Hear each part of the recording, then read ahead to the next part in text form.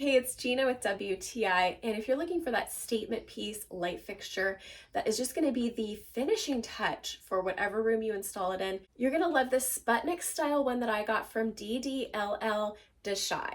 We installed this in our rec room out in our warehouse. We have exposed conduit for our wiring, and so you can see we had to build like a little bit of a base in order to set it on. But after we did that, installation was a total breeze. You don't need anything extra than what comes in the kit. You will want to make sure that your bulbs are small enough to fit inside these globes. We actually got ceiling fan bulbs and those fit perfectly. I would recommend using the gloves as you install to keep the fingerprints on them down to a minimum. And they are fragile, so make sure that you do hold them carefully. I found it easiest to have the triangle at the top and then you just kind of work it around that. I was a little afraid that the smoky globe might diminish light, but it really doesn't at all. The glass globes are mirrored, the gold on it is shiny, but the black is matte.